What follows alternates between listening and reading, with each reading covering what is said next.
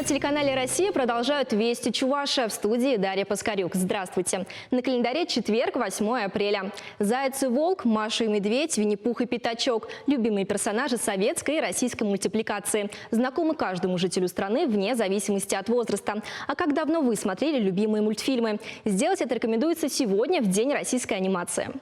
К празднику в Чебоксарах приурочили открытие 3D-кинотеатра в детском саду номер 7 «Созвездие». Оборудование уже установлено, первые сеансы состоялись, и юные зрители оценили не мультики, а фильмы о космосе. Одно нажатие кнопки, и на экране появляется объемная картинка, и сразу же детский восторг. Познавательный фильм о космосе с первых секунд захватил внимание ребят. Милана Цыганова с родителями часто посещают кинотеатр. Мультфильмы любят смотреть именно в 3D-формате. Мне очень нравится смотреть мультфильмы в специальных очках, как будто я сама там нахожусь. Теперь такой кинотеатр есть и у нас в детском саду с удобными очками и сиденьями. В новом 3D-кинотеатре 12 посадочных мест. Стоит снять волшебные очки, и весь эффект сводится на нет. Именно в 3D-формате фильмы производят особое яркое впечатление.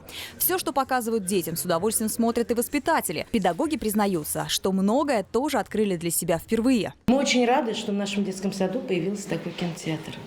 Это очень познавательно для детей, потому что 3D-очки, 3D, они позволяют детям именно быть внутри событий, почувствовать самих себя, что они тоже участники этих мероприятий.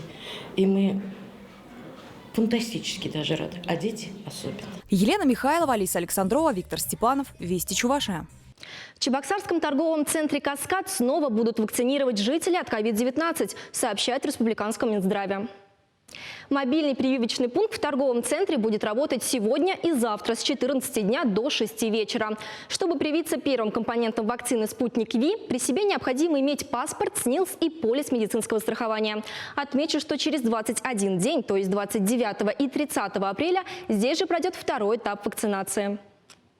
Чувашская матрешка обретет корейскую прописку. Кукла станет частью проекта по сближению нашей республики с Южной Кореей.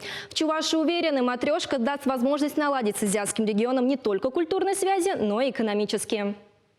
Игрушку изготовила чувашская ремесленница Людмила Васильева. Матрешка состоит из 8 кукол. Каждая одета в уникальный и традиционный наряд. Чувашская красавица отправится в Южную Корею дипломатической почтой по линии Ассоциации международного сотрудничества.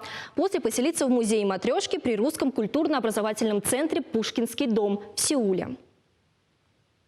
По народному поверью, какой погода будет сегодня, такая повторится и 8 октября. Будем надеяться, что тогда температура на улице тоже будет плюсовая. О развитии событий расскажем в наших следующих выпусках «Вестей». Желаю вам продуктивного дня. Далее прогноз погоды. Оставайтесь на телеканале «Россия».